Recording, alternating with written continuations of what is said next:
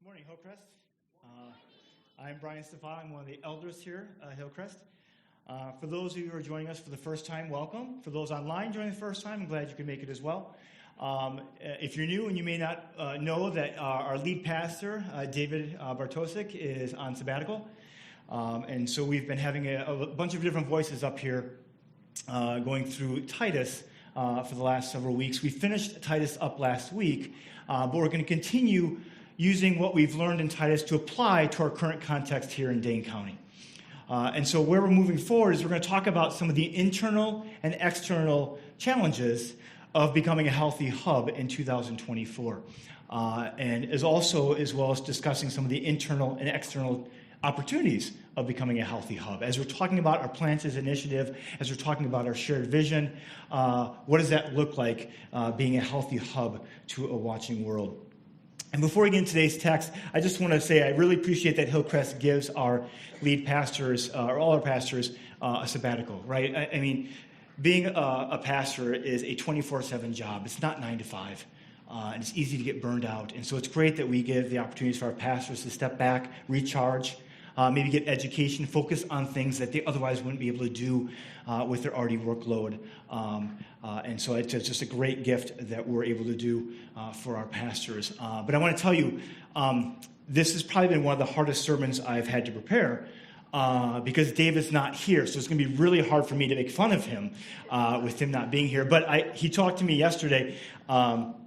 He's actually watching all these sermons in August. So just knowing that he's going to see this in a few weeks, I'm going to still make fun of him today. So as some of you know, I live just a couple houses down from David. And I've been really impressed with some of the growth I've already seen in him over the sabbatical. Now, many of you may remember, last time I'm up here, it was several times ago, I really, purely out of concern and nowhere trying to make fun of David, I mentioned my concern that his flag was a little tattered and not looking great, and the light was kind of wimpy. And I'm proud to say that he's matured. He has a new flag and a new light on his flagpole. So sabbatical is allowing him to grow in so many ways. Maybe I bought the flag. I don't know. But anyways, today we're going to focus on the internal challenges of a healthy church becoming a healthy hub in 2024. And so my OCD was really kicking in a little bit as I was preparing the sermon because we've talked about Titus, and we're going to continue applying Titus, but we're going to talk about Philippians today. So to assist in this discussion, we're going to look at another of Paul's letters in the New Testament to the church in Philippi. And Paul, in this letter to the Philippians, speaks of a critical element of becoming a healthy hub, and that element is unity. And so the big idea for today's sermon is that as everyday missionaries, our greatest ambition is to promote Jesus' love, seizing every opportunity to be a living proof of his love in our lives. The characteristic that Paul draws out that marks us as a community is unbreakable unity.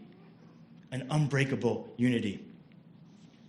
And so if you'll turn to me as we continue our Titus series to Philippians chapter 1, verses 27 to 30. You can go through the Bibles in the blue chairs in front of you, or you can follow along. Philippians chapter 1, verses 27 to 30. Only let your manner of life be worthy of the gospel of Christ, so that whether I come and see you or am absent, I may hear of you that you are standing firm in one spirit, with one mind, striving side by side for the faith of the gospel, and not frightened in anything by your opponents. This is a clear sign to them of their destruction, but of your salvation, and that from God.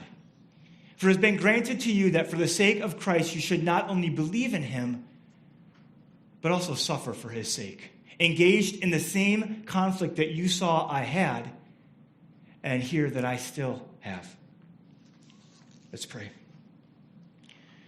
Dear Lord, we just thank you for your word, that you wrote a letter for us to get to know you more, and that is the Bible.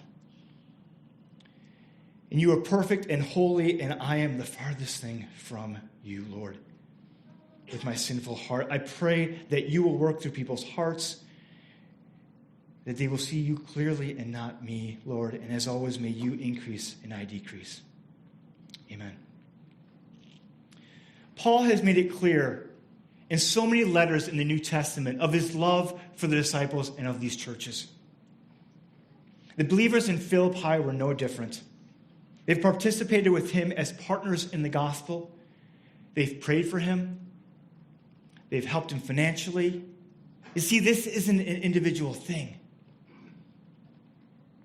Right? We are working together to spread the gospel. This is a team working together. And what happens when a team starts to lose? Right? The Christians on Crete, the Christians in Philippi may appear and feel that if they're losing. And what Paul does is to encourage them. Paul is writing to inspire and rally the team. Only let your manner of life be worthy of the gospel of Christ. Paul makes it crystal clear that the best thing he can do for those whom he loves is to encourage them to live their lives for the purpose in which God created them for. The way to accomplish this is to live our lives out in a manner according to the gospel. And we just spent over 2 years going through Luke, seeing firsthand how Jesus lived. This statement makes it crystal clear that believers have a choice. Right? We've taken this free gift of salvation, but sanctification isn't an overnight process. We're still not perfect this side of heaven. So we as believers still can make choices. And some of those choices produce fruit in this life and the next. But some of those choices, the fruit is rotten. So Paul's encouraging us to live a life worthy of the gospel of Christ. So that whether I come and see you or I'm absent, I may hear of you that you are standing firm in one spirit. During training camp, the coach started getting really fatigued. Fatigue comes with the job as a head coach of the NFL. It's part of the job, but the bruises he couldn't explain. He hadn't remember running into anything. And at his wife's insistence, the morning of Sunday, September 23rd, 2012, he talked to the team doctors. 2 days later, he had his blood drawn, and that night he got a phone call from his physician. We found something. And some of your counts were really low, and they shouldn't be. The bone marrow biopsy confirmed what they already suspected: leukemia. Chuck Pagano, the head coach of the Indianapolis Colts, had leukemia. After 3 games into the season, he lived in the hospital the next few months, in and out. He was no longer at the sidelines. The previous year, they were 2-14. After his diagnosis, they won 8 of the next 10 games, and they went 11-5 and went to the playoffs that year. Their coach was absent, but instilled the right values and motivated his team. And that's exactly what Paul is doing. Paul's absent. He's not certain when, if ever, he'll be there. See, Paul's in prison in Rome, and he's uncertain what's going to happen. So whether he remains a prisoner or is set free, Paul is wanting them to stand firm. Paul is also drawing parallels to the Roman military. You see, in Philippi, there were a lot of retired Roman military. And this language of standing firm would have resonated with them. You see, soldiers would stand firm in formation, unbending. Paul says, only let your manner of life be worthy of the gospel of Christ, so that whether I come and see you or I'm absent, I may hear of you that you are standing firm in one spirit, with one mind, striving side by side for the faith of the gospel. One spirit, unified. Be unified. That is what made the Roman army strong. Paul is desiring the Christians of Philippi to have the same unity. To fight and win battles, soldiers must execute and share the same battle plan. They must be of one mind. They must be completely unified or they'll fall apart. And as with the military, it's not always easy. There's conflict, there's opponents. They must keep striving forward, which requires exertion. And what makes a great team? Paul is telling us what makes a great team is this shared vision, this unity. What makes a bad team? Sorry, David.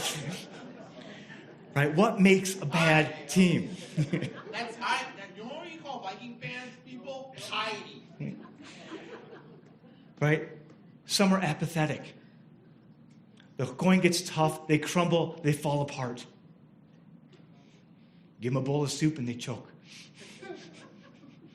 Right? Some, there's division, there's hatred, there's anger. Sorry, David.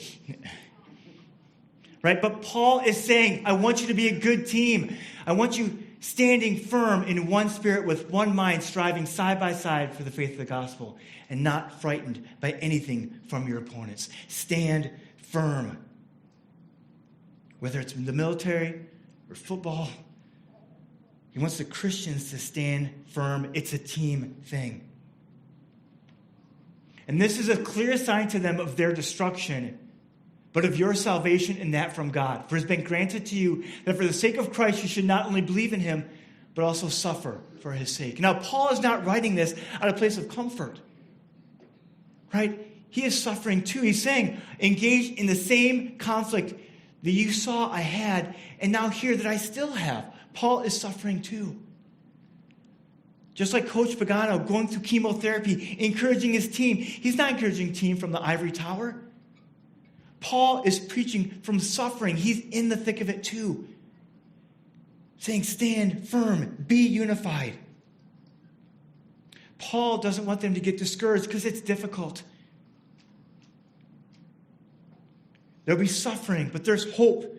Because we know the end result, right? Jesus wins. I had a friend in college who was a huge Packer fan. And obviously in college, you may not have all the time in the world. So what my friend would do is he would record the Packer game every week. He wouldn't watch it unless he knew they won. So if the Packers lost, he wasn't going to waste his time watching the game. He was going to record it over the next week. Okay? But right, why? He didn't have a lot of time, but the biggest thing was he didn't like the stress. Right? So he knew if the Packers were going to win, and they're down in the fourth quarter, it's all good. They're going to win. He knew the end results. We tried to trick him a few times, but it never worked. Right? Coach Paul is doing the same thing. He's reminding the Philippian Christians, we know who's going to win. Relax. God's in control. This is a clear sign to them of their destruction. But I have you. I got you. Your salvation, and that is from God. Stand firm. Be unified. Live a life worthy of the gospel. Now, David has referenced this book before, the book, The Great Evangelical Recession by John Dickerson. He goes into 3 or 6 factors that will crash the American church, in his words. We're going to focus on 3 of those today. These 3 are common internal struggles of a healthy church. The 3 struggles that threaten our unity. Paul tells us to be unified, but 3 things will threaten that unity. And those things are bleeding, division, and bankruptcy. I'll go into what those really mean. When David sent out an email, I regret my response to David. So when David sent out the email and said, what topic do you want to do? You pick the sermon. And I was trying to be flexible, and I told David, these are the 2 weeks I can't do it. I'm on vacation, but otherwise, go ahead. And he chose this one for me. Thank you, David.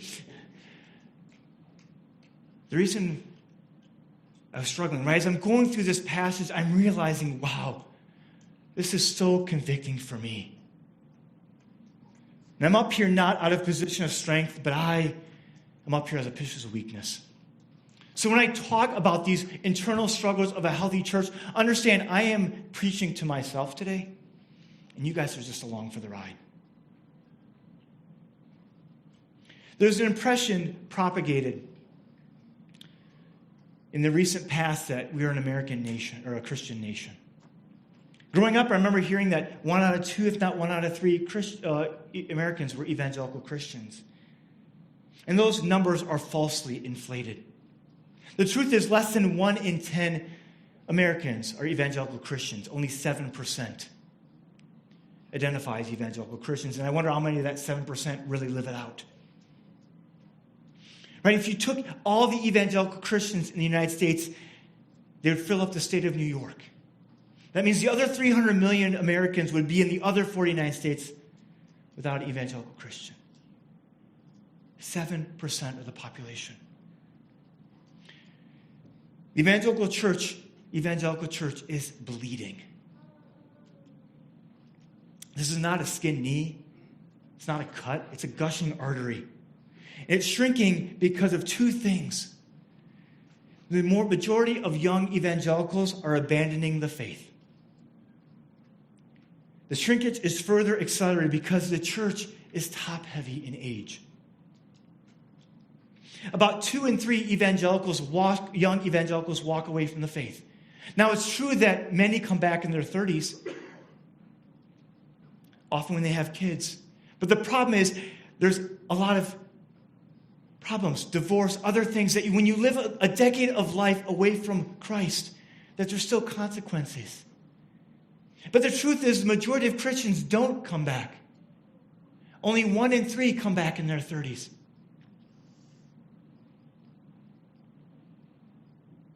When you hear these numbers, can you hear the words of Paul? Right? I think we're losing. But Paul is telling us, stand firm.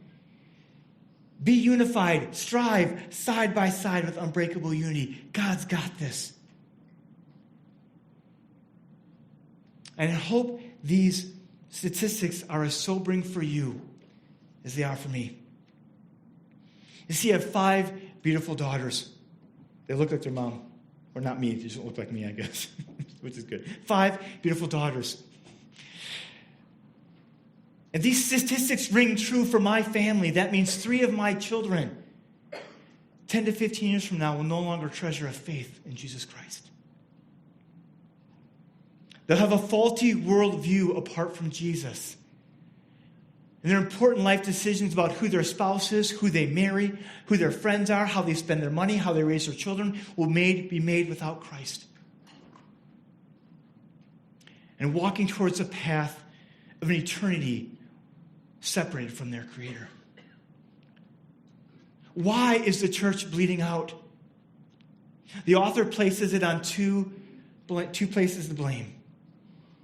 The first is on parents. You see, we as parents often rely too heavily on the church to do the work. Where discipleship begins at home. And second, the church isn't going deep enough in discipleship. So when kids go off to college and they hear these faulty worldviews, their foundation is on sand and they crumble.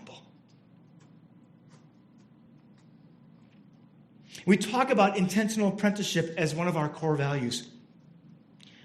I find this extremely convicting in light of these statistics. Am I doing enough in my own home to disciple my children? When I give a sermon up here, I'm spending countless hours reading commentaries, preparing. Why? Because this is a weighty task. Being a sinful person trying to express God's holiness. This is important. But how much more is raising my kids compared to a sermon? Several weeks ago, we took our kids on vacation. Let me rephrase that. It was a vacation for my kids. For us parents, it was a family trip. And for those of you parents in the room, you know there's a difference, right? The first one's a family trip. The second one's a vacation. Right? Why did we do this? Right? We sat there and planned this out. We spent a lot of money. We spent a lot of time preparing. Why? To bring us together as a family. I'm forcing my kids to be in a car for 12 hours and get along. Right? Building that relationship, it's important. I put away money every month for my kids' college. I have 5 kids, that's a lot. Right? But this is important. I have disability and life insurance, so if something happens to me, my kids and my wife are taken care of, because that's important. And what's more important than all of that is how am I investing into my kids' spiritual lives? It's important. No, it's paramount.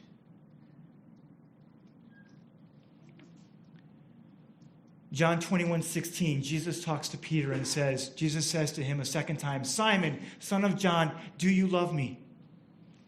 Peter said to him, yes, Lord, you know that I love you. And Jesus said to him, then tend my sheep. Brian, do you love me? And teach your children my ways. Don't let the world entice them away from God. Build their foundation on the rock. Stand firm. The church is bleeding. The second internal struggle is division.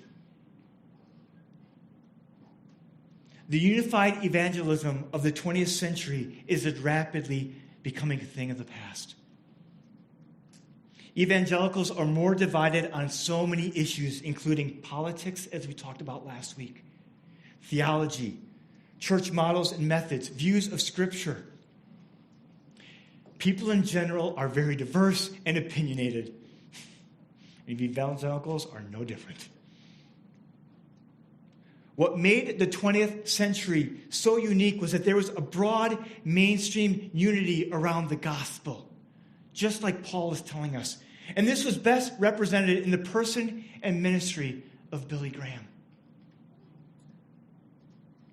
In Dickerson's book, we read that New York Times reporter Michael Luo rightly identifies that as Graham's influence fades, so does the movement's unity.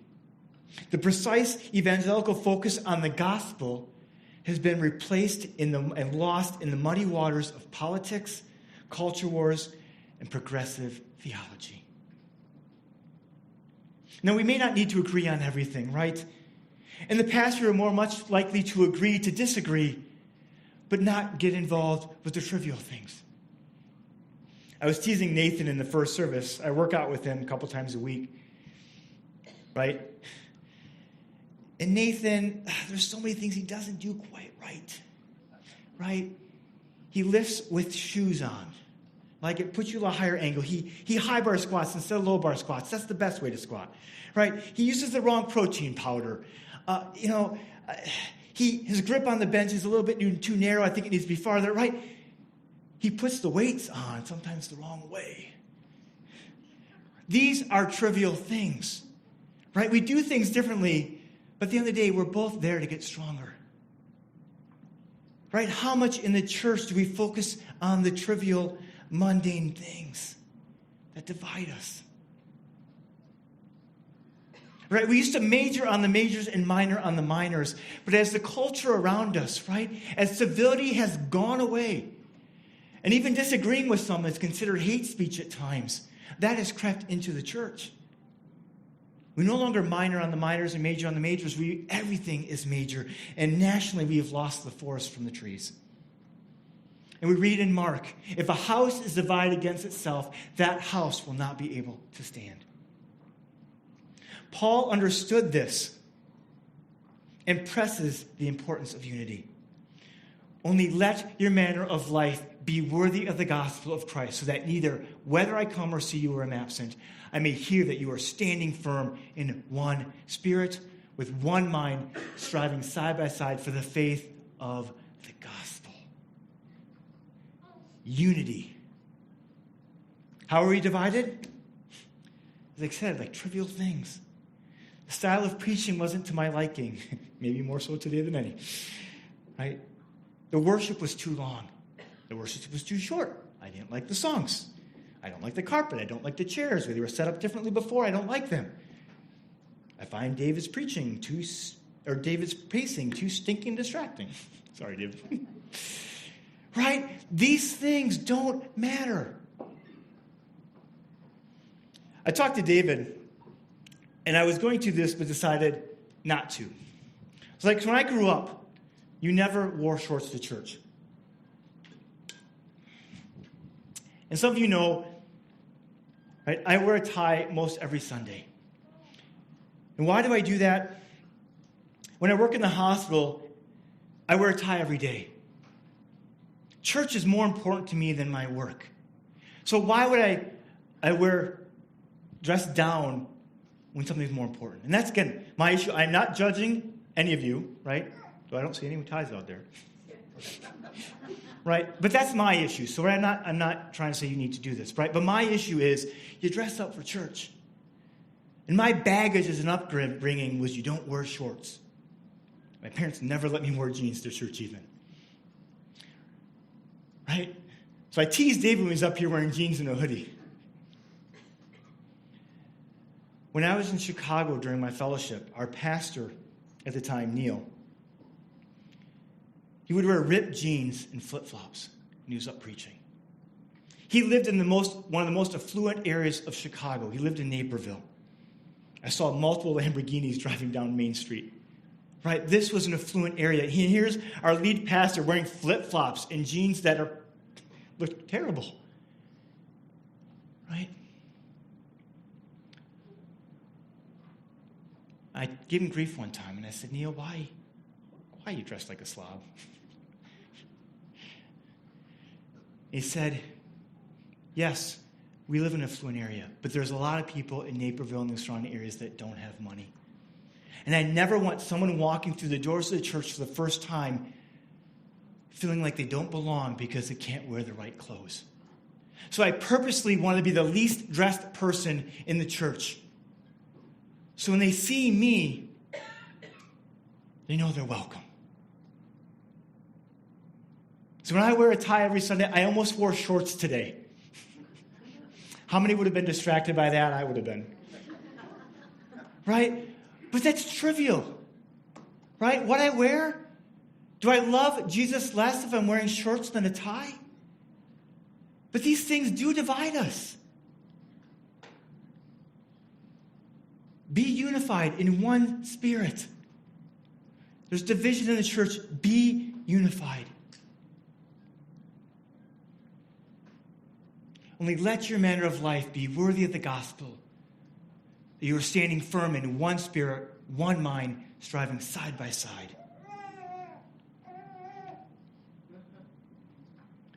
And the last internal struggle that we deal with is bankruptcy.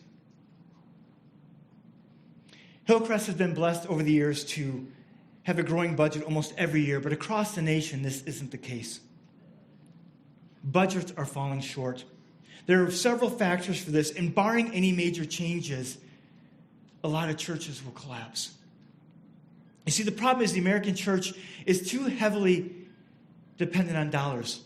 The ministry model is expensive. Giving's been decreasing across the nation for years.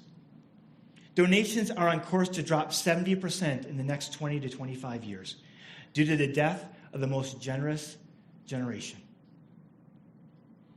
And each ensuing generation is increasingly more unreliable, more unpredictable, and less generous when compared to the previous generations. About 10 years ago, 46% of their donations were in people over 65. 22% were those between 55 and 64. 17% between 45 and 54. So 85% of their donations were in people over 45. Only 15% in those younger than 45, and only 4% in people under 35. But Brian, you say, right? The people that are older have more money. And that's true. But even when you look at each generation, the percentiles adjusting for inflation, those generations are giving less than their counterparts. Around the time of this study, my cousin graduated Bible college and he was looking at becoming a missionary. And he was talking to me. He said the biggest hurdle to being a missionary is not the number of missionaries. It's financial. Right? The harvest is plentiful. The workers may be more than few, but the dollars are really few.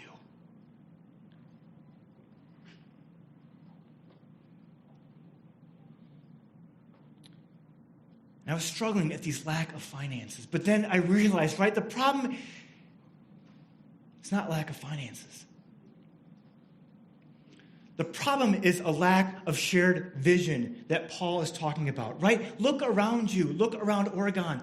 We are so affluent in Oregon. The United States, there's money.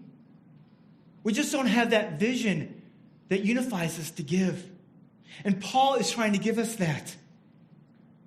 And I know the economy ebbs and flows, and inflation is really high right now. And budgets are being constrained, and our incomes have not matched inflation. And for some of us, talking about the church bankruptcy comes across as offensive because you're struggling to make ends meet. And does that mean this is not directed at you? But for many of us in this room, we have a lot of cushion in our budget. I appreciate David's father-in-law preaching last week. I see who's responsible for so many of David's, shall we say, stinking idiosyncrasies.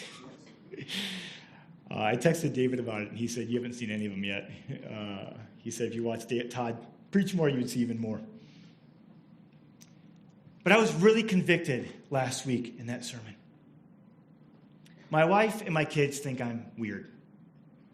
They're not wrong. You see, when I look at how I spend my money, when I was younger, how I would look at money, it would be how many hours of work does that cost? So my first job as a lifeguard, I made $4.40, 15 cents over minimum wage. So when I would go to buy a CD, I'm sorry for the young people, a CD is like this mini record that you play music off of.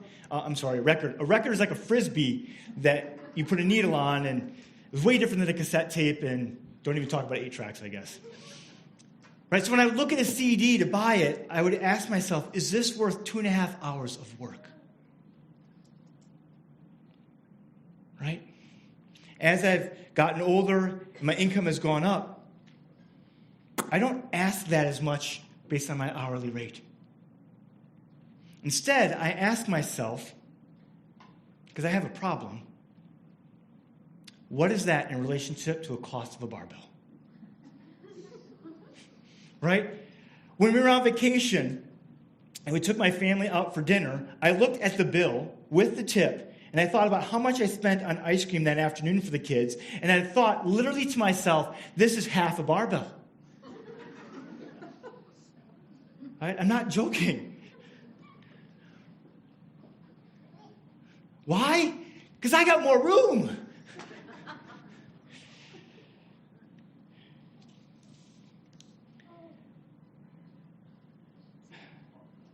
And that barbell would last a lot longer than the ice cream and dinner. And we find this funny, but the truth is it's not.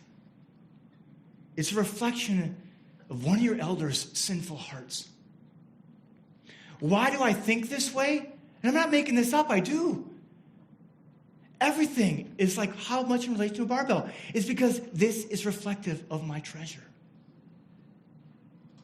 It's because I want to purchase more things for my gym. And any money I spend on my wife and kids is money I can't spend on myself. The other day, came home from a long day of work. Long day. Half an hour later, my kids come home shopping with my wife. And I saw countless bags on the countertop. Sephora, Ulta, American Eagle, I don't know. Nothing from Rogue. Nothing for me. The first question out of my mouth, whose money was used to buy this, yours or mine? Right? My sinful heart. Because I looked at that those packages, and I'm like, that's probably a barbell right there. I want to be gracious with my money. And instead, I should have said, I'm so glad you guys were able to go shopping and have fun. You guys worked so hard in school this year. You guys crushed it. It's been a hard year. I'm so glad that this summer you can just chill and relax and have fun. But instead, I sent a message to my kids that at that moment, I cared more about my gym than them. And I'm sorry for that. Sell all your gym stuff. How much more do I do the same thing to God? Do I spend money for God? Where is my treasure? I had a conversation years ago with Pastor Eric, previous pastor. Right around that time, my income at work was going up. We were talking about building a house. And this is probably an inflammatory object lesson. I don't mean it to be. Right? But I remember talking to Eric, and I said, Pastor Eric, I just think of that scene in Schindler's List. Right? Schindler saved all these people from the Holocaust and went bankrupt, basically, used his own money to save so many lives. And at the end of that movie, as a gift, they give him a ring. And he picks up that ring, and he breaks down and cries and said, how many lives could I have saved with this ring? Right? The truth is, God doesn't need my money. But I asked Eric, I said, Eric, at the end of my life, will I stand before God? And God said, you could have done so much more with your money. I said, Pastor Eric, how do I know if I'm doing enough? I'll never forget his words. He turned to me and he said, Brian, I'm glad I'm not you. He said, I will never have that problem.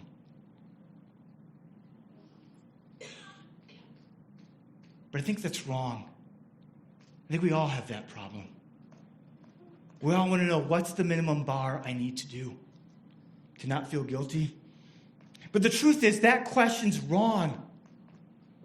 I hope I've matured enough over the years, but that question is the wrong question. And it hit me again last week when Todd spoke. Right?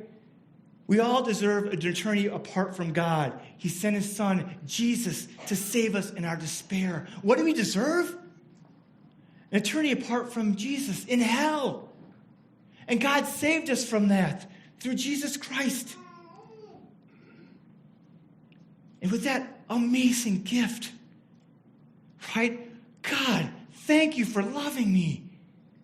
I've been a Christian most of my life, and I've just scratched the surface on your love. Every day I know that you love me more, and I want more of your love. And it just overflows, that joy in Jesus, and it just spills out into good gifts.